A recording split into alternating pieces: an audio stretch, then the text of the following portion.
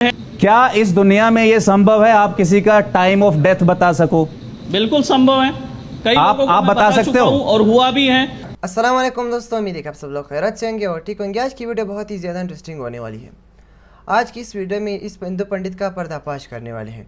इस हिंदू पंडित का कहना है कि मैं मरने से पहले आपका मरने का टाइम बताता हूँ।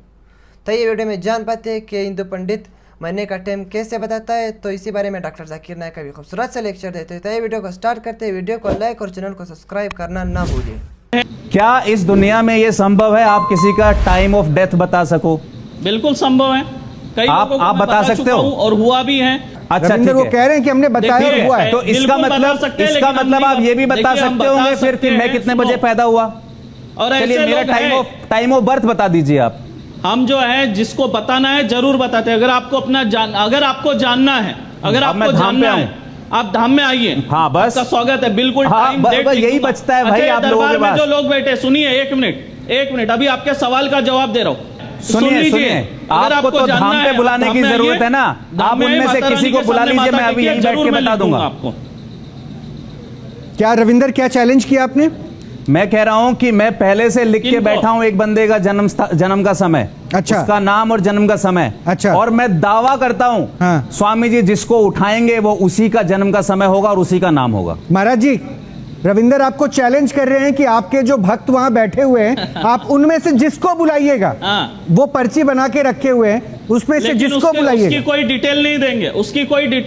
कोई डिटेल नहीं, सिर्फ वो पहले आपके पास डिटेल नहीं देंगे। कोई डिटेल नहीं, वो सिर्फ आपके साथ अपने पास बुलाइए। आप अपने पास बुलाइए और उससे पूछिए। ये पर्ची निकाल के पहले ही रख देंगे। उससे पूछिए वो उसका नहीं, सुनिए। अच्छा, बाद में वो मुकर गया तो पहले मैं हमें नेशनल टेलीविजन पे कंफर्मेशन चाहिए भाई। मैं बुलाऊंगा नहीं, उसका नाम और उसका जन्म का समय आप यहाँ टीवी पे कंफर्म कर दीजिए, फिर मेरे से पर्ची मैच कर लीजिए। नाम ना कोई गणित ना कोई अंक जोड़ बताएंगे। कुछ नहीं बोल रहे हैं वो। अंक कम करो, महाराज जी सुनिए, महाराज जी सुनिए, मैं इसको बड़ा स्ट्रेट समझाता हूँ, सीधा समझाता हूँ, सरल भाषा में। आप अपने भक्त में से किसी को भी बुलाइए, अपने पास बैठाइए और सिर्फ उनसे पूछिए कि उनकी जन्म तिथि क्या है। ये पर्चा लिख चुके हैं। जन्म तिथि नहीं, फिर उसका नाम और उसका जन्म का समय। हाँ, उसका नाम और जन्म का समय, बस ये पूछना है। ये पर्चा लिख चुके हैं। मैं आपको बता रहा हूँ, ये जो मैजिशियन है, मैजिशियन लोगों के पास क्या होता है, आजकल डिजिटल वॉलेट है, उससे भी वो कर सकते हैं। चलिए मैं वॉलेट ही नहीं निकालूंगा। और बताइए, मैं कह रहा हूँ सोने की चैन निकाली थी। मैं कह रहा हूँ मेरी जेब में एक कागज का टुकड़ा रखा है सिर्फ। वो तो शुरू से कह रहे हैं जी, ये ट्रिक है, चमत्कार आप कह रहे हैं। प्रश्न इसलिए आपसे पूछे जा रहे हैं। ये तो कह रहे हैं कि ये मैजिक ट्रिक है। ये कब कह रहे हैं कि हमने चमत्कार कर दिया? चमत्कार का दावा आप कर रहे हैं। अच्छा, ये महाराज मेरे सामने बैठे, अब बताइए। हाँ, रविंदर महाराज ने अपने भक्त को बुलाया है। बुला लिया है मैंने किसी। कंफर्म कर लीजिए इनका नाम। आपके जो कैमरामैन है, मैं उनसे ये पूछना चाहता हूँ, कैमरामैन उनसे पूछ लें उनका नाम क्या है। और बाबा जी पर्चे पे लिख देना एक बार इनका नाम पूछ के। आपका नाम क्या है? अशोक कुमार वर्मा। अशोक कुमार जी, आपको आपका जन्म का समय याद है? महाराज जी पूछिए। जन्म का समय याद है? हाँ, याद है। ठीक है। क्या कितने बजे पैदा हुए थे आप? आप बताइए ना उनको। मेरे हाथ में कोई पेन नहीं है भाई, मैं पर्चा बना ही नहीं रहा। मैं जो करना था वो कर चुका हूँ। आप ट्रिक कर रहे हैं। वो तो कह रहे हैं मैं तो कह रहा हूँ मैं ट्रिक कर रहा हूँ। वो तो कह रहे हैं ट्रिक कर रहे हैं। वो ट्रिक महाराज जी पूछ तो लीजिए। हट करने की क्या बात? बताइए। एक मिनट। हाँ, 12:05 दिन का बताइए। अशोक कुमार वर्मा 12:05 दिन का उनका डेट ऑफ बर्थ टाइम है। अब देखिए, अब बाबा जी बार बार एक ही बात कह रहे हैं कि मजिशियंस के पास ट्रिक होती हैं, वॉलेट होता है, ये होता है, वो होता है। अगर मेरे पास इस वक्त यहाँ पे कोई होता तो मैं उसको बिल्कुल ओपनली बोलता मेरी जेब में हाथ डालो और आपको मेरी जेब में एक ही कागज का टुकड़ा मिलेगा। अमर को जरा स्क्रीन पे फुल कीजिए, वो दिखे कम से कम कि वो पर्चा निकाल रहे हैं अपनी जेब से। एक सेकेंड, कार्ड्स की मुझे जरूरत नहीं है, आप ध्यान से देखिए। ठीक, मेरे इसमें कोई वॉलेट वगैरह कुछ नहीं है। लुक एट दिस, देखिए। इस पे लिखा है अशोक कुमार, राइट। और ये घड़ी बनाई हुई है आपने और इस पर 12 5 का समय लिखा हुआ है। महाराज जी एक बड़ा सिंपल सा लाइन है कि ये तो कह रहे हैं कि हम ट्रिक करते हैं, चमत्कार आप करते हैं। भाई साहब ने एक सवाल पूछा है कि साईं बाबा कहते थे कि भगवान एक है, ईश्वर एक है, और वो चमत्कार करते थे, और लोगों ने साईं बाबा की मूर्ति बना दी और वो उबलते हुए पानी में हाथ डालते थे। कैसा? भाई साहब, इसे कहते हैं मैजिक। मैजिक मतलब चमत्कार नहीं, ये मैजिक एक टेक्निक है जिसके जरिए आप ऐसी चीज कर सकते हैं जो अपनी आंखों से नजर आता है कि चमत्कार है। एक होता है मिरेकल, चमत्कार, जो पैगंबर करते थे। अभी पैगंबर का आने का सिलसिला बंद हो गया। कुरान में लिखा है सूरह आज़ाब में सूरह 33 आयत नंबर 40 कि मोहम्मद सल्लल्लाहु अलैहि वसल्लम आखिरी पैगंबर है। इसके बाद अगर कोई कहता है कि मैं पैगंबर हूं, उसे साइकेट्रिस्ट की जरूरत है। किसकी जरूरत? साइकेट्रिस्ट की। पैगंबर का सिलसिला खत्म हो गया। लेकिन मैजिक, जब मैं स्कूल में था मैं भी मैजिक करता था। मैं क्या करता था? आठानी लेता था, सबको दिखाता था, रुमाल में डालता था, पानी के ग्लास में डालता था, रुमाल निकालता था, आठानी गायब। लोग समझते थे मैं चमत्कार करता हूं। इसे कहते हैं हाथ की सफाई। हाथ की सफाई आसान है। मैं अठानी दिखाता था लोग को, इधर रहती थी मेरी कांच की गोल अठानी के साइज की कांच का टुकड़ा था, दिखाता था, रुमाल के अंदर अठन्नी से बदलता था वो कांच का टुकड़ा, टिंग टिंग आवाज आती थी, रुमाल को निकाल देता था, अठन्नी गायब। फिर आपके कान से अठन्नी निकालूंगा मैं। लोग बोले अरे चमत्कार, ये हाथ की सफाई है, इसे बोलते हैं मैजिक ट्रिक्स। ये कोई भी कर सकता है, कुछ बड़ी बात नहीं। आप इंसान को 2 टुकड़े में काटो, वापिस जोड़ो, ये हाथ की सफाई है, कोई चमत्कार नहीं है। एक मिसाल देता हूं, पीसी सरकार, नाम सुना? पीसी सरकार जो बहुत बड़ा मैजिशियन था, वो साईं बाबा के पास गए। साईं बाबा क्या करते थे? चमचे को मोड़ते थे। उनने चमचे को सीधा कर दिया। साईं बाबा निकालते थे विभूति, वो निकाले कबूतर। ये हाथ की सफाई है। कबूतर निकालना हाथ में से बहुत आसान है। ये आम तौर पे, क्योंकि आपके आंख देख नहीं सकती हाथ कितना फास्ट मूव होता है, हमें लगता है उबलते पानी में हाथ डालना। हमने साइंस में सीखा, एक केमिकल डालेंगे तो पानी उबलता ऐसा लगता है, हाथ डालेंगे ठंडा रहता है, दिखता है। आप भी हाथ डालो, आपका भी हाथ नहीं जलेगा। ये सब हाथ की सफाई है। तो हाथ की सफाई से आदमी पैगंबर नहीं बनता है। और मूर्ति बनाना गलत है। साईं बाबा की मूर्ति बनाना है ईसा अलैहिस्सलाम की। ईसा अलैहिस्सलाम अल्लाह के पैगंबर थे, उनने कहा मूर्ति पूजा गलत है, फिर भी ईसाई लोग मूर्ति बनाते। तो ईसा अलैहिस्सलाम की गलती नहीं, वो ईसाई लोग की गलती है। तो इसीलिए हमें अल्लाह के अहकामात पे अमल करना चाहिए। कुरान मजीद, आप इस्लाम के बारे में पढ़ चुके हैं भाई साहब? नहीं, कुछ पढ़ा नहीं हूँ, मैं पढ़ना चाहता हूँ। पढ़ना चाह। आप जानते हैं कि खुदा एक है? आप मानते हैं कि खुदा एक है? हाँ, एक तो है। आप मानते हैं? आप मानते हैं कि बुत परस्ती, मूर्ति पूजा गलत है? हाँ, मूर्ति पूजा गलत। आप मानते हैं ना? आप मानते हैं मोहम्मद सल्लल्लाहु अलैहि वसल्लम पैगंबर है? वो मैं जानता ना हूँ, इसके लिए मैं पढ़ना चाहता हूँ। तो आप इंशाअल्लाह कुरान मजीद का तर्जुमा लीजिए। कुरान मजीद के तर्जुमे से आपको माशाअल्लाह हिदायत मिलेंगी। आप जो ज़बान में जानते, हिंदी में जानते तो हिंदी में लीजिए, अंग्रेजी जानते अंग्रेजी में लीजिए। इसे पढ़िए, इस पे अमल करें, इंशाअल्लाह आपको हिदायत मिलेंगी और आपको सही रास्ता मिलेगा। अगर कोई गैर मुस्लिम भाई माइक नंबर 1 में हो तो वो सवाल कर सकते हैं। जी नमस्कार जाकिर साहब, मेरा नाम है राजेश्वर, मैं नवी मुंबई नेरुल से आया हूँ और मुझे यहाँ पर लेकर आया है मेरे दोस्त श्री अजीम मुल्तानी ने। तो मैं एक प्राइवेट कंपनी में नौकरी करता हूँ। तो मेरा ये कहना है, हम जो लोग बोलते हैं कि मैं हिंदू हूँ, मुसलमान बोलता है मैं मुसलमान हूँ, सिख बोलता है मैं सिख हूँ, क्रिश्चियन बोलता है मैं ईसाई हूँ, तो सब लोग अपने अपने धर्म का अपना परिचय देते हैं। तो मेरा सवाल ये है कि इस धर्म को बनाया किसने है, और अगर बनाया है तो किस मकसद से बनाया है? क्या हम सिर्फ एक धर्म को मान नहीं सकते हैं जो कि इंसानियत धर्म है, और कोई धर्म को न माने, न हिंदू, न मुस्लिम, न सिख, न ईसाई, और किसी भी धर्म को कबूल करवाना क्या ज़रूरी है? भाई साहब का अच्छा सवाल है, बहुत अच्छा सवाल है। और एक सवाल साथ में इसमें जुड़ा हुआ है सर, मैं पूछना चाहूँगा, बिना किसी धर्म को कबूले बगैर क्या इंसान नेक और सही रास्ते पे चल नहीं सकता है। और ये जो अपने अपने धर्म के गुरु हैं वो किस लिए अपने धर्म का प्रचार करते हैं और किस मकसद से करते हैं, ये मेरा प्रश्न है। भाई साहब का बहुत अच्छा सवाल है कि लोग कहते हैं मैं हिंदू हूँ, मैं मुस्लिम हूँ, मैं सिख हूँ, मैं ईसाई हूँ। तो ये धर्म को किसने बनाया? धर्म होना चाहिए कि सिर्फ, बिल्कुल सही है, धर्म होना चाहिए कि, और वो होना चाहिए इंसानियत। भाई साहब पूछते धर्म होना चाहिए कि, फिर पूछते क्या धर्म को कबूल करना जरूरी है? और क्या एक धर्म में मानना जरूरी है? भाई साहब ने अच्छा सवाल किया कि कोई कहता है मैं मुस्लिम हूं, कोई कहता है मैं हिंदू हूं, कोई कहता है मैं ईसाई हूं, कोई कहता है सिख हूं। ये धर्म को किसने बनाया? और धर्म होना चाहिए एक। आपका पहले भाग जो सवाल का बिल्कुल सही है। कुरान में अल्लाह ताला फरमाते सूरह अल इमरान में सूरह नंबर 3 आयत नंबर 19 में, इन्ना दीन इंदल्लाहिल इस्लाम, अल्लाह के नजदीक सिर्फ एक ही दीन सही है, वो है अपनी जिंदगी अल्लाह के, खुदा के, ईश्वर के, भगवान के अहकामात के मुताबिक बसर करना। तो दीन होना चाहिए एक ही। ये इतने दीन किसने बनाया? इंसानों ने बनाया।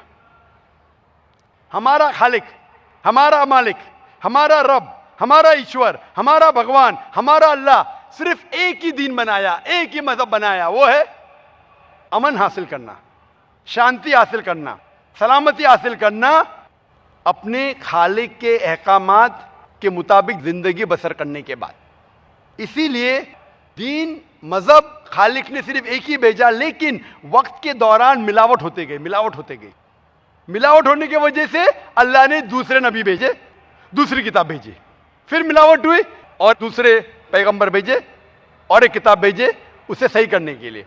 इस तरीके से अल्लाह के रसूल मोहम्मद सल्लल्लाहु अलैहि वसल्लम फरमाते कि अल्लाह ने इस जमीन पे 1,24,000 पैगंबर भेजे,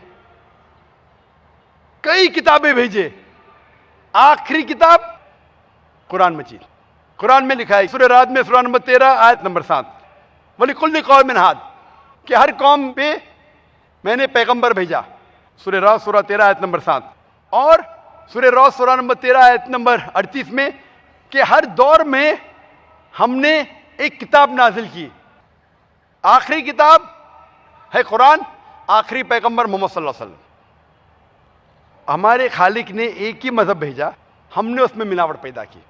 मजहब का अगर सही मानी ले, हिंदू की क्या मानी? हिंदू की मानी यह है कि जो इंसान हिंदुस्तान में रहता है, जो इंडस वैली के इस तरफ रहता है, उसे कहते हैं हिंदू।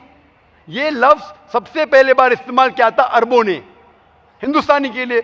इस लफ्ज के एतबार से मैं हिंदू हूं। उसके बाद लोगों ने कहा कि नहीं, हिंदू वो है जो बुत परस्ती करता, वो गलत है। तो सही मानी हिंदू के मैं हिंदू हूं। ईसाई के मानी क्या?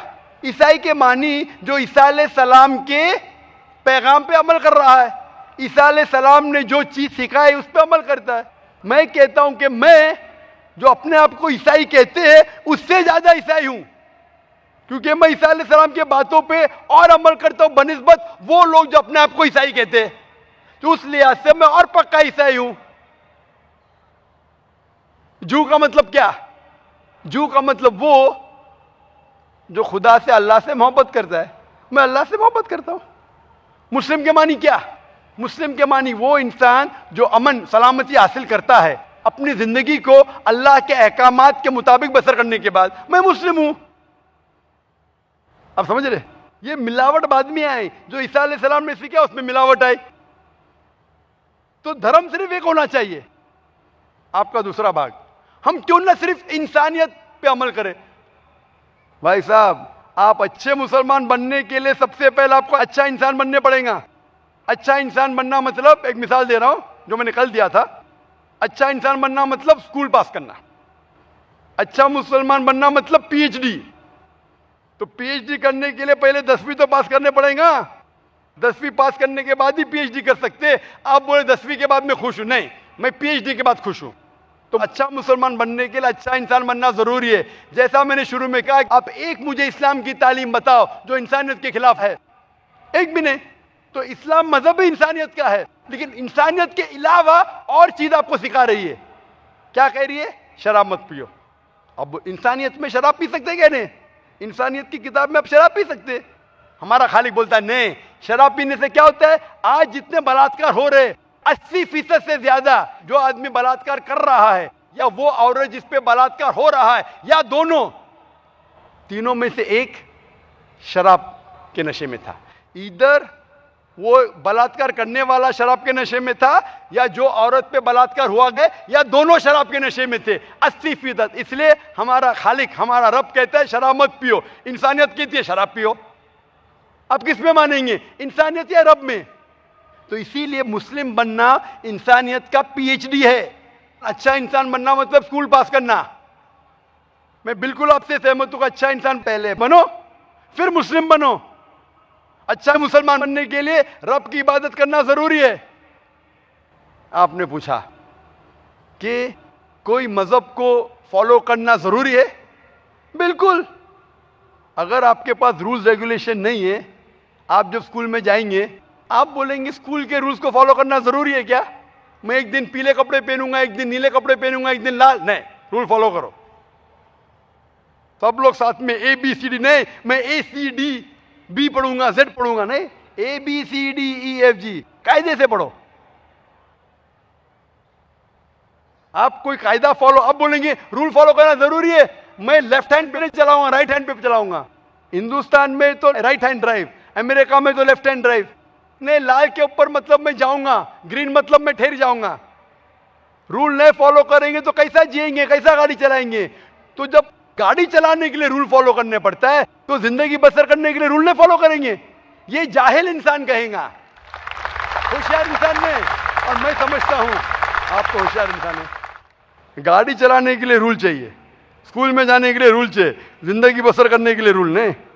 आप बोलेंगे मैं नाक में से खाऊंगा, चलेगा नहीं, मैं मुंह में से खाऊं। आप समझ रहे? तो ये हमारा खालिक। आप जब बीमार होते किसके पास जाते? डॉक्टर के पास जाते। डॉक्टर को इल्म है इंसान के जिस्म के बारे में। वो खालिक और सबसे बड़ा डॉक्टर है, वो जानता है क्या अच्छा है क्या बुरा है। इसीलिए खालिक जो कहता है, हम आपको बनाने वाला जो कहता है, उसके अहकामात पे चलने से अच्छे मुसलमान बन सकते और सबसे ज्यादा सफल मुसलमान बन सकते और इंसान बन सकते।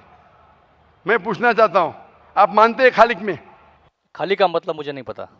बनाने वाला, आप एक ईश्वर में मानते, एक खुदा में मानते या अनेक खुदा में मानते?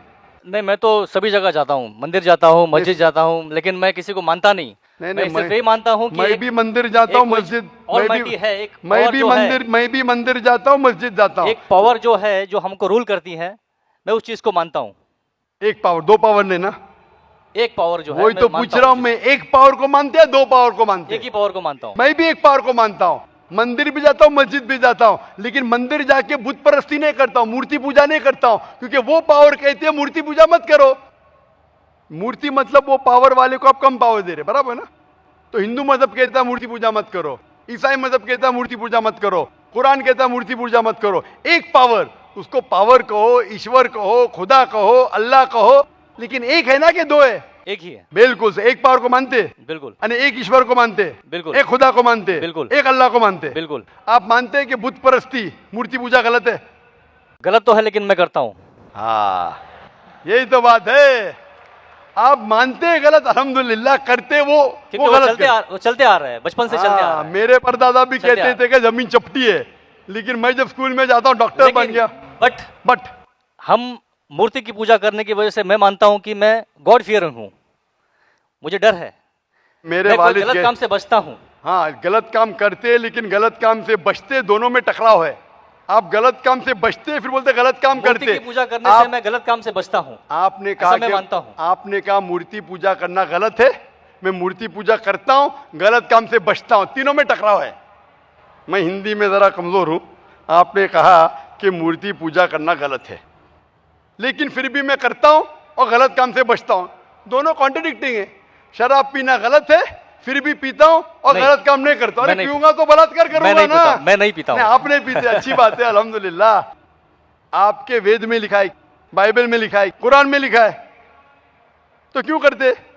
बचने का है तो उस पावर, उस ताकत, उस अल्लाह, उस खुदा, उस भगवान के अहकामात पे अमल करो। मूर्ति पूजा करने से क्या मिलेगा आपको? आप कुरान मजीद पढ़ो, कुरान मजीद आखिरी पैगाम है उस पावर का। तो अगर आप जानते हैं कि मूर्ति पूजा गलत है तो गलत काम से क्या सही रास्ता मिल सकता है? चोरी करना गलत है, लेकिन मैं क्या करता हूं? चोरी करता हूं और गरीबों में बांटता हूं। सही है?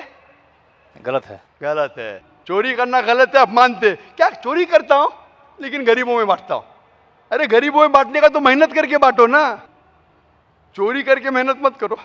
मेहनत करके मेहनत करो और हलाल की कमाओ और गरीबों में बांटो। उसी तरीके से जो आप जानते हैं मूर्ति की पूजा गलत है, फिर क्यों करते?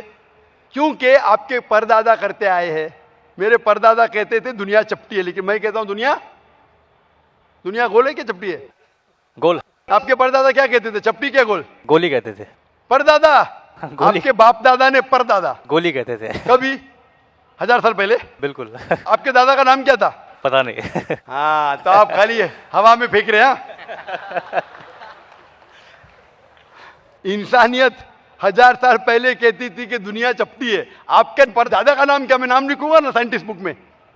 आपके परदादा का नाम क्या है? पता आपके परदादा क्या कहते थे? दुनिया चपटी है क्या गोले? मैं कुछ नहीं कह सकता इसके बारे हाँ। में, क्योंकि मैंने सुना नहीं है क्या कहते थे। बराबर। लेकिन साइंस कहती है मेरे परदादा और आपके परदादा कहते थे कि चपटी है। आप मानते हैं चपटी है? नहीं, क्योंकि आप तरक्की कर चुके। जब तरक्की करते हैं गलत चीज को छोड़ देने का है। अभी बुत परस्ती करेंगे या छोड़ देंगे? कोशिश करूंगा छोड़ने की। हाँ, ये बात हुई ना, ये मर्दानी बात हुई ना। माशाल्लाह, ये अच्छी बात है कि भाई साहब मानते एक पावर में, एक खुदा में, एक ईश्वर में, एक भगवान में। बुत परस्ती गलत है और कोशिश करेंगे इसको छोड़ने के। आप मानते हैं कि मोहम्मद सल्लल्लाहु अलैहि वसल्लम पैगंबर है? पता नहीं, मुझे नहीं मालूम। इसीलिए मैं चाहूंगा कि आप कुरान मजीद पढ़िए। जी। मैं आपको कुरान मजीद का तर्जुमा दूंगा। जी। अंग्रेजी जानते तो अंग्रेजी में दूंगा, हिंदी जानते हिंदी में दूंगा। पढ़िए, इससे आप हिदायत पाएंगे और इंशाअल्लाह जो भी मुश्किल आते हैं आप मुझे पूछ सकते हैं या हमारे इदारे को लिख सकते हैं। और जब आप एकदम संतुष्ट हो जाएंगे कि सही किताब है, फिर आप एकदम अच्छे, अभी आप इंसान हैं, अच्छे इंसान हैं और अच्छे PhD बनेंगे। उस दिन का मैं इंतजार करूंगा। नमस्कार, सलाम अलैकुम डॉक्टर जाकिर। मेरा सवाल है, क्या मैं मोहम्मद साहब नहीं हूँ? क्या आप मोहम्मद साहब नहीं है? या ये जितने लोग हैं यहाँ पर वो मोहम्मद साहब नहीं है या भगवान नहीं है? इसका अगला पार्ट ये है, अगर मैं उसी भगवान, उसी अल्लाह, उसी जीसस क्राइस्ट का थोड़ा अपमान करूं उसी के रास्ते पर को पाने के लिए, तो क्या मैं गलत करूंगा? भाई साहब का दो सवाल है। क्या आप मोहम्मद सल्लल्लाहु अलैहि वसल्लम हैं? क्या यहाँ लोग मोहम्मद सल्लल्लाहु अलैहि वसल्लम हैं? मोहम्मद सल्लल्लाहु अलैहि वसल्लम अल्लाह सुब्हाना व तआला के भेजे हुए आखिरी पैगंबर है और इंसानों में सबसे बेहतरीन मिसाल है। हम उनके जरा भी करीब नहीं है, ना यहाँ कोई उनके करीब है। वो एक मिसाल है इंसानियत के लिए कि किस तरीके से अच्छा और सच्चा मुसलमान बनना चाहिए। हम कोशिश करते हैं कि उनके दिखाए हुए रास्ते पे चले। मोहम्मद सल्लल्लाहु अलैहि वसल्लम अल्लाह के आखिरी पैगंबर थे और सबसे अजीम पैगंबर है। आपका दूसरा सवाल कि अगर मैं उनका अपमान करूंगा तो क्या गलत है, क्या सही है? नहीं, उन्हीं के रास्ते को पाने के लिए। उन्हीं इसका के एग्जाम्पल देता हूँ मैं। जैसे मैं कोई आर्टिकल लिखता हूँ जिसमें थोड़ा कंट्रोवर्सी होती है भगवान के ऊपर या अल्लाह के ऊपर, और उससे मैं जो पैसा कमाता हूँ वो उसी के रास्तों, उसी के बंदों के लिए लगाता हूँ, तो क्या गलत होगा ये? भाई साहब ने कहा कि अगर मैं मोहम्मद सल्लल्लाहु अलैहि वसल्लम का अपमान करता हूँ, इस्लाम के खिलाफ आर्टिकल लिखता हूँ, जो पैसे मैं पूरे कमा। भगवान के लिए कहना चाहता हूँ। भाई साहब आपने सवाल किया, जवाब देने देंगे क्या? नहीं, हाँ दीजिए, सॉरी। आप सवाल के बीच में कर रहे हैं, आप मेरा जवाब सुन रहे ही नहीं। मैं डॉक्टर हूं, एक इंसान सवाल पूछते हुए जवाब सुन ही नहीं सकता। आप इंसान है ना, आप लोग के जहन में ऐसा बोलते जाते, जवाब खत्म होगा, क्या बोला समझा ही नहीं। सारे लोग समझ जाएंगे, आप समझेंगे नहीं। सवाल खत्म हो गया तो आपको चुपचाप रह के जवाब सुनना चाहिए। सही, जवाब सुनना चाहेंगे आप? हाँ बिल्कुल। माशाल्लाह। भाई साहब का सवाल है कि मैं अगर मोहम्मद सल्लल्लाहु अलैहि वसल्लम के खिलाफ, इस्लाम के खिलाफ लिखता हूं, जो पैसा कमाता हूं फिर इस्लाम के काम में लगाता हूं, सही है? वो पहली मिसाल अगर आप सुनते तो सवाल ही नहीं पूछते थे। मैं कह चुका हूं कि अगर आप चोरी करेंगे और उस पैसे का इस्तेमाल करेंगे गरीबों के लिए, क्या सही है? अगर कोई आपके पैसे चोरी करेगा, आपके लाख रुपए चोरी करेगा और कहेगा कि वो थोड़े पैसे में गरीब में बांटता हूं, क्या आप खुश होंगे? खुश होंगे क्या? हाँ कि नहीं? अगर वो मेरे लिए यूज करेगा मेरे तो आपके लिए नहीं, दूसरे के लिए आप तो खुश नहीं। रहेंगे? नहीं। क्यों? तो आप कैसे दूसरे की चोरी कर सकते फिर? इसीलिए सही काम के लिए सही राह होना चाहिए, गलत राह नहीं। तो अगर आप कहते मैं इस्लाम के खिलाफ लिखूंगा और इस्लाम के फायदे के लिए इस्तेमाल करूंगा, ऐसे इस्तेमाल की जरूरत ही नहीं खुदा को, ना तुम्हारी ना मेरी, अल्लाह काफी है। अगर आप गलत काम करेंगे, चोरी करेंगे और चोरी का पैसा गरीबों में बांटेंगे, आप मेहनत करो, खुद कमाओ। ये गलत काम करके कमाना गलत है, इंसानियत के खिलाफ है, इस्लाम के खिलाफ है। अस्सलाम वालेकुम, मेरा नाम है तेजश्री, मैं रिटेल में वर्किंग करती हूँ। मेरा सवाल ये है कि जो नॉन कॉम से इस्लाम कबूल करता है तो उनके लिए जो सुन्नी है, 24 है, ये सब क्यों है? बहन ने बहुत अच्छा सवाल पूछा है कि जो नॉन मुस्लिम, गैर मुस्लिम इस्लाम कबूल करना चाहता है तो ये सुन्नी है, ये 24 है, ये क्यों है? बहन, कुरान मजीद में कहीं भी सुन्नी और 24 नहीं लिखा है। 24 नंबर का सूरा है, लेकिन कुरान मजीद में 24 नहीं लिखा है, ना सुन्नी लिखा है। मुस्लिम उसे कहते हैं जो अमन सलामती हासिल करता है अपनी जिंदगी को अल्लाह के अहकामात के मुताबिक बसर करने के बाद। तो कोई भी गैर मुस्लिम जब मुस्लिम बनता है, उसे जो अल्लाह सुब्हाना ताला के अहकामात है कुरान मजीद में और अल्लाह के रसूल मोहम्मद सल्लल्लाहु अलैहि वसल्लम के अहकामात है सही हदीस में, उस पर अमल करना चाहिए। ना ही कोई सुन्नी, ना ही कोई 24, ना ही कोई 26। सही है मुस्लिम, अल्लाह और अल्लाह के रसूल की बात पे आपको अमल करना चाहिए। और अल्लाह और अल्लाह के रसूल के बात में कहीं भी 24 नंबर नहीं है, कहीं भी सुन्नी नहीं, लफ्ज़ है मुस्लिम। कौला इन्ननी मिनल मुस्लिमीन, कहो कि मैं मुस्लिम हूं। बहन, मैं आपसे पूछना चाहता हूं कि आप इस्लाम कबूल करना चाहती? हाँ। सुन्नी या 24? That's the confuse. जी, कंफ्यूज है ना? तो ना सुन्नी को लो ना 24 को लो, सही इस्लाम को लो, कुरान और सही हदीस।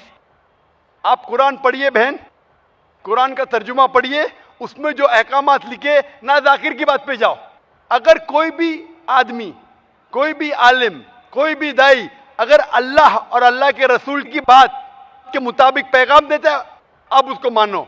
अगर जाकिर की बात जो सुनते हैं, मैं हवाला दे रहा हूं कुरान मजीद का रेफरेंस नंबर, हदीस चेक करो, सही है तो जाकिर की बात को मानो, नहीं तो जाकिर को भी छोड़ दो।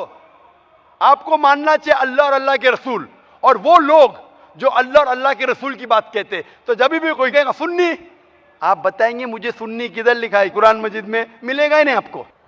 कुरान में लिखा है कौला इन्ननी मिनल मुस्लिमीन, कहो कि मैं मुस्लिम हूं। सूरह फुसिलत में सूरा नंबर 41 आयत नंबर 33 में, इन्नद दीन इंदल्लाहिल इस्लाम। सूरह इमरान सूरा नंबर 3 आयत नंबर 19। फॉलो करो इस्लाम को और अपने आप को बुलाओ मुस्लिम। इसके अलावा इधर उधर मत भटको, कुरान के ऊपर अमल करो, उसका तर्जुमा पढ़ो और सही हदीस के ऊपर अमल करो अल्लाह के रसूल की। मैं पूछना चाहता हूं, आप मानते हैं खुदा में? हाँ। आप मानते हैं कि अल्लाह एक है? हाँ। आप मानते हैं कि बुत परस्ती गलत है? हाँ। आप मानते हैं मूर्ति पूजा गलत है? हाँ। आप मानते हैं कि मोहम्मद सल्लल्लाहु अलैहि वसल्लम आखिरी पैगंबर है? हाँ। आपको कोई भी जबरदस्ती कर रहा है इस्लाम कबूल करने के लिए? नहीं।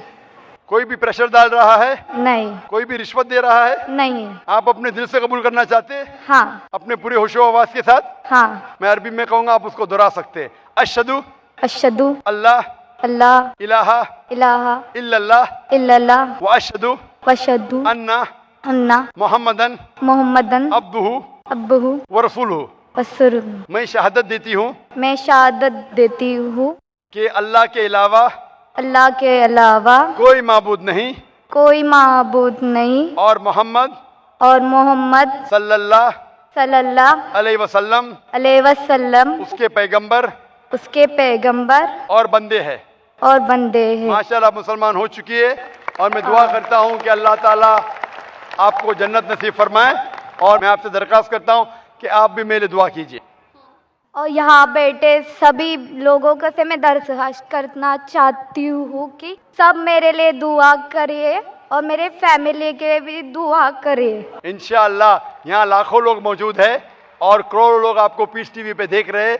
मैं उनसे दरख्वास्त करता हूँ कि इस बहन के लिए दुआ करे कि उसकी मुश्किलात हल हो जाए और उसकी फैमिली के लिए भी है कि अल्लाह ताला उसको और उसकी फैमिली को हिदायत दे। आमीन सुम्मा आमीन। मेरा नाम सुदीप चौधरी है। मैं ये सवाल करना चाहता हूँ कि जो पंडित लोग हाथ की रेखा और राशि से देख के जो भविष्य बताते हैं वो सही है या झूठ? क्या उनको ऐसा करना चाहिए या नहीं? भाई साहब का सवाल है कि जो पंडित लोग हाथ की रेखा देखते हैं और कुछ कहते हैं, जो ज्योतिष होते हैं, वो सही है क्या गलत है? ये जो है ना, ये सब ढोंग है, अक्सर बकवास है। क्यों? ये साइकोलॉजी के साथ खेलते हैं। मिसाल के तौर पे आप जाएंगे, पूछेंगे, वो पंडित कहेंगे या मशीन कहेंगी कि आपके साथ 10 रोज में कुछ गलत होने वाला है। 100 अच्छा भी होगा तो एक गलत तो होगा ना। फिर दूसरे मशीन पे जाएंगे तो वहां लिखा है कि 10 दिन में आपके साथ कोई अच्छा काम होने वाला है। 10 चीज गलत होंगी, एक तो अच्छा होगा। एक मिसाल दूंगा मैं आपको। अमेरिका में एक साइकोलॉजी प्रोफेसर स्टूडेंट्स को पढ़ाता है। एक हफ्ते बाद कहता है कि मैं आपके बारे में लिखूंगा चिट्ठी पे, हर स्टूडेंट के बारे में, उसके बैकग्राउंड के बारे में लिखूंगा, लेकिन आप चिट्ठी को बंद रखो। एक साथ चिट्ठी खोलो और नंबर दो कितने फीसद में सही था। तो सब बच्चे, 100 बच्चे थे, अपनी चिट्ठी खोलते, उसमें से आता है कि more than 95% of the student said that the teacher was more than 90% correct. 95% जो थे तालिब इल्म, उन्होंने कहा कि 90% से ज्यादा जो प्रोफेसर ने लिखा है वो सही लिखा है। इसका सीक्रेट है कि प्रोफेसर ने सब 100 बच्चे लोग के लिए वही चीज लिखा। ये आम बात है, कुछ गलत होने वाला है, कुछ अच्छा होने वाला है, कुछ बुरा होने वाला है। ये रेखा देखना, इसीलिए कुरान मजीद में लिखा है सूरह माइदा में सूरह नंबर 5 आयत नंबर 90 में, या लज़ीना आमनू इन्नमल खम्रु वल मैसरू वल अंज़ाबु वल अस्लामु, dedication of stones, divination of arrows, बुत परस्ती और फांसे फेंकना, रिश्तुम मिन अमली शैतान, ये शैतान के हथकंडे है। रिश्तुम मिन अमली शैतान फज्तनिबू लअल्लकुम तुफ्लिहून, और आप इससे बचो ताकि आप फलाह पा सको। तो ये फांसे फेंकना, ज्योतिषगिरी, ये हराम है, शैतान के हथकंडे, आप इससे बचो। मैं आपसे पूछना चाहता हूं कि आप मानते हैं कि खुदा एक है? जी। आप मानते हैं कि बुत परस्ती, मूर्ति पूजा गलत है? हाँ, गलत है। आप मानते हैं कि मोहम्मद सल्लल्लाहु अलैहि वसल्लम उसके पैगंबर है, अल्लाह के? नहीं, मैं ये जानने के लिए कुरान का हिंदी तर्जुमा चाहता हूँ। इंशाअल्लाह आप जो भी जबान पे आपको महारत है, हिंदी जबान पे तो हिंदी तर्जुमा लीजिए, मराठी जबान तो मराठी में लीजिए, आप यहाँ सकते तर्जुमा ले सकते। और मैं दरख्वास्त करूंगा आपसे कि तर्जुमा पढ़िए, इंशाअल्लाह इस तर्जुमे के बाद हिदायत पाएंगे और इंशाअल्लाह आपको सही राह दिखेंगे इंशाअल्लाह। What he feels about idol worship. बहन ने सवाल किया है कि वो कृष्ण की पुजारी है और जब बुत परस्ती करती है, मूर्ति पूजा करती है, तो उस ईश्वर का फोटोग्राफ रखती है, उस ईश्वर की मूर्ति रखती है ताकि कंसंट्रेशन के लिए, तो इसीलिए वो मूर्ति पूजा करती है। बहन, आपकी हिंदू धार्मिक किताब में लिखा है कि मूर्ति पूजा गलत है, और मैं कई बार कह चुका हूं, फिर से दोहराता हूं कि लिखा है श्वेताश्वेतर उपनिषद में चैप्टर नंबर 4 मंत्र नंबर 19 और यजुर्वेद में अध्याय नंबर 32 मंत्र नंबर 3 में, न तस्य प्रतिमा अस्ति, उस ईश्वर, उस भगवान की कोई प्रतिमा नहीं, कोई फोटोग्राफ नहीं, कोई पिक्चर नहीं, कोई पेंटिंग नहीं, कोई बुत नहीं, कोई मूर्ति नहीं। आपकी मजहबी किताब में साफ तौर पे लिखा है मूर्ति पूजा गलत है, फिर भी हिंदू धर्म के अधिकारी पंडित मुझसे कहते, मैं जब कहता हूं आपके मजहबी किताब में साफ लिखा है गलत है, क्यों करते आप मूर्ति पूजा? तो वो कहते हैं कि मूर्ति पूजा करते हैं, मानते हैं गलत है, लेकिन मूर्ति पूजा करते कंसंट्रेशन के लिए। जब हम हायर लेवल ऑफ कॉन्शियसनेस पहुंच जाएंगे तो मूर्ति पूजा की जरूरत नहीं। पहले पहले शुरुआत में कंसंट्रेशन के लिए मूर्ति जरूरत है, हायर लेवल पे, हायर कॉन्शियसनेस पे मूर्ति की जरूरत नहीं। तो मैं उनसे कहता हूं, उन पंडितों से और आपसे भी, हम मुसलमान हायर कॉन्शियसनेस पहुंच गए, हमें मूर्ति की जरूरत नहीं। मैं इनसे पूछता हूं कि शुरुआत में कहते हैं कि स्टार्टिंग में जरूरत है, बाद में नहीं। जब आप स्कूल में जाते हैं, पहली कक्षा में आप बेसिक सीखते हैं, बेसिक सीखते, कठिन चीज बाद में सीखते, 8वीं 9वीं 10वीं में। तो मैथ्स में अगर कोई कहेगा 2 + 2 = 5, आपने कहेंगे गलत है, मैं जानता हूं, 10वीं में आऊंगा तो कहूंगा कि 2 + 2 is not 5, it is 4। आप बचपन में ही कहेंगे भाई 2 + 2 4 is the foundation। अगर हर मजहब का फाउंडेशन है कि भगवान की मूर्ति नहीं है, फोटोग्राफ नहीं है, बुत नहीं है, फाउंडेशन ही जब पहले गलत सिखा रहे तो आगे जाके कैसी इमारत बनेंगी। तो इसीलिए इन पंडितों से जब मेरी बहस होती है, गुफ्तगू होती है, वो जवाब ही नहीं दे सकते। वो बोलते मानता हूं कि हमारी मजहबी किताब में गलत है, लेकिन फिर भी इनिशियली कंसंट्रेशन के लिए। तो मैं कहता हूं कि हम मुसलमान इनिशियली भी हमें जरूरत नहीं मूर्ति की ना बुत की, हमें हमेशा हक बात कहना चाहिए। और ये साफ तौर पे लिखा है सारी मजहबी किताबों में, चाहे हिंदू मजहब की किताब हो, ईसाई मजहब की, यहूदी मजहब की, इस्लाम मजहब की, मूर्ति पूजा गलत है और हराम है और हमें इससे दूर रहना चाहिए। हमें खुदा के कलाम पे, खुदा के अहकामात पे अमल करना चाहिए, ये दीन के ठेकेदारों के नहीं। अगर आपको लगता है कि जाकिर गलत है, जाकिर को भी छोड़ो, जाकिर इस्लाम में जीरो है। अगर जाकिर वो बात कर रहा है जो खुदा से मिलती है, जो आखिरी पैगंबर से मिलती है, इसीलिए मैं हवाला देता हूं, chapter number verse number, chapter number verse number. इतने हवाले थोड़ी फेंक रहा हूं मैं, आप चेक करो और जाके तहकीक करो, संतुष्ट हो जाएंगे तो अमल करो। तो मैंने इतने हवाले दिया हूं बहन, आप मानते हैं कि बुत परस्ती गलत है अभी? Sir, I completely agree with what you said. माशाल्लाह, आप अग्री करते हैं लेकिन अमल नहीं करते। There's another point of it. So, honestly, I am not such a religion follower. I just believe that I have a God, and even today, I haven't read many of the books of religion. I've just read Bhagavad Gita, and When Bhagavad Gita does it say that you have to do idol worship? Sister, I don't want you to be very religious. At least be little religious. And the basics of religion is that idol worship is haram. Idol worship is forbidden. I am asking you where, which chapter, which verse of Bhagavad Gita tells you that you have to do idol worship? Which verse? so I would like to say the reason I believe in idol worship. It is when I have a problem, a very big problem, all I do is I close my eyes, visualize and feel my Lord, that is Lord Krishna whom I worship, and it just makes me feel so much better. I get so much strength that I know I'm ready to face anything that comes. Oh, I will give you the reply. Sister, if you read Bhagavad Gita, chapter number 7, verse number 20, it says that those whose desire has been stolen by material things, they do idol worship. Verse number 21 says that if you worship the false god, God will fulfill your wish, you will go to the kingdom of the false god.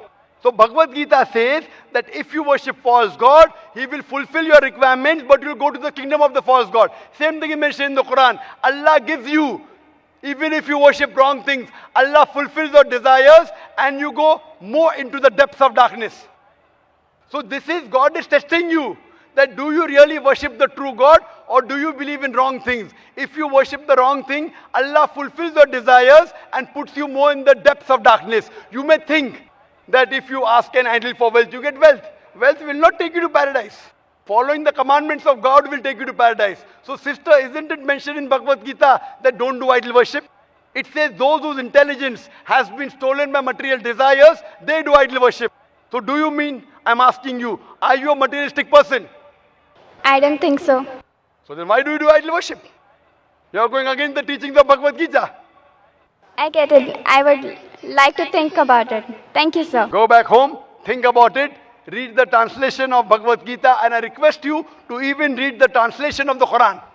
Inshallah, you read the translation of the Quran, and inshallah, I will ask the sisters to give an English translation. And if you are satisfied, it will show you the true direction of how a life should be led. Hope that answers the question. तो दोस्तों यार ये हमारी आज की video तो बहुत ही ज़्यादा इंटरेस्टिंग वीडियो थी। इस हिंदू पंडित का कहना था कि मैं मरने से पहले आपका मरने का टाइम बताऊंगा, तो ये बिल्कुल गलत बात है। हर इंसान को अल्लाह पर यकीन है कि अल्लाह एक है और सिर्फ वही इबादत के लायक है, और मरने का टाइम सिर्फ अल्लाह ताला को पता है और किसी को पता नहीं। इसको ख़ुद पता नहीं कि मैं कब मरने वाला हूँ, कब किस टाइम किधर जाने वाला हूँ, इसका कुछ भी इसको पता नहीं। ये बस पर्चा उठा कर लिख देता है कि मैं इस टाइम फलाना मरने वाला है, फलाना ज़िंदा होने वाला है। तो ये बिल्कुल गलत बात है। तो दोस्तों आज की वीडियो बहुत ही ज़्यादा इंटरेस्टिंग वीडियो थी। इसी बारे में डॉक्टर जाकिर नाइक ने भी बहुत अच्छे तरीके से लेक्चर दिया और बहुत ही अच्छी तरीके से बातें कहे।